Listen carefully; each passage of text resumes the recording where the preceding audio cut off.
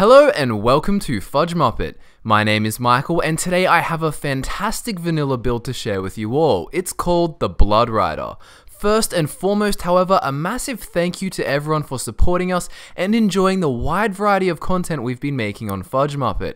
Heaps of you guys have been tuning into our Witcher builds, our Fallout 4 discussions, and our Elder Scrolls 6 discussions, and it's just so nice to see that you guys enjoy a variety of role-playing games as well.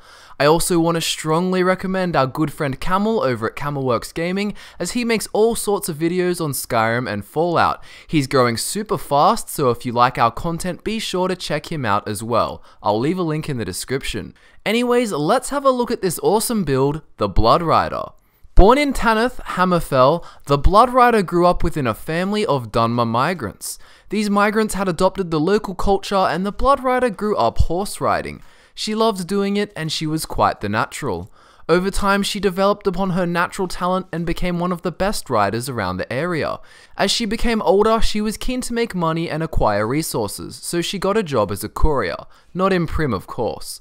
During her job, she would travel throughout Hammerfell and Cyrodiil delivering goods and messages. This earned her a decent wage. Eventually, however, she found herself in Anvil one day, delivering a package to a Nord man named Skjor Bloodrider, who was the commander of a mercenary company called the Bloodriders. They were named this because they were renowned for their horseback skill, and they were deadly. They used crossbows on horseback, swords, and were well trained in guerrilla warfare. While staying in the local tavern, the Bloodrider character and Skjor were talking. Skjor took an interest in the young Dunmer girl, and he took her under his wing, and within 3 years, she was well trained and a well-respected mercenary.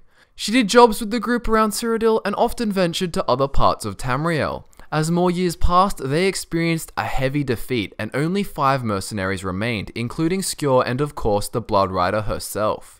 Hearing of the brewing civil war in Skyrim, the group decided to head there in hope of work. The group was then caught up in the skirmish on the border, and crossing paths with the Imperials, all the mercenaries were killed.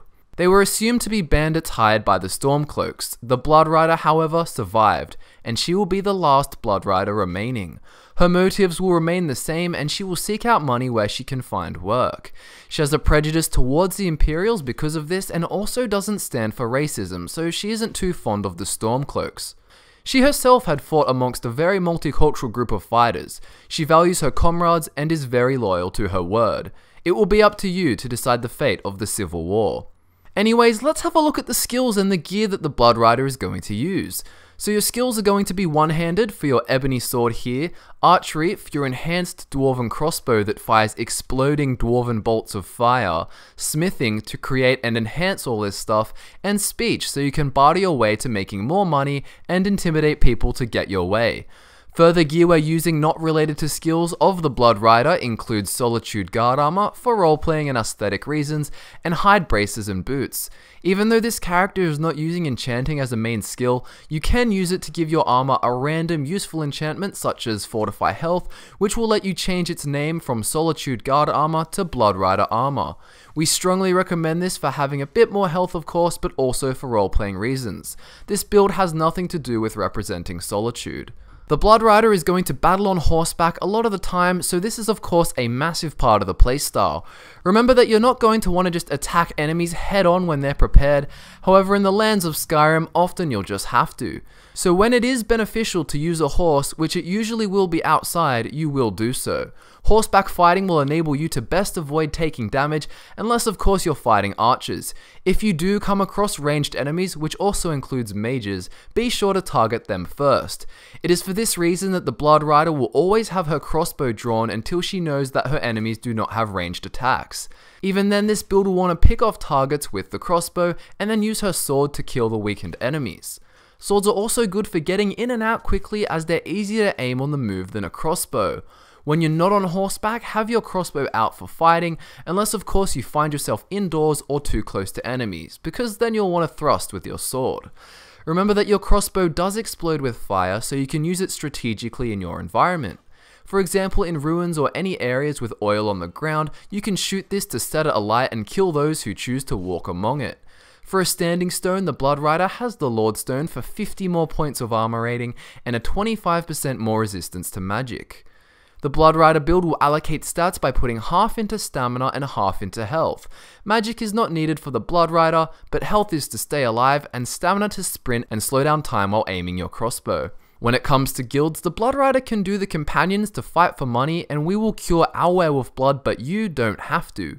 For storylines, the Bloodrider will definitely be doing Dawnguard, and will hunt down vampires in hope of finding rare loot to sell while questing.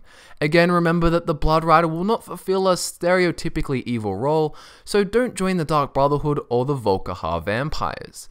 If you want to make an evil variation of the Bloodrider who lost her mind after losing those she was close to, then by all means go for it, but it's definitely not what we've done this time around.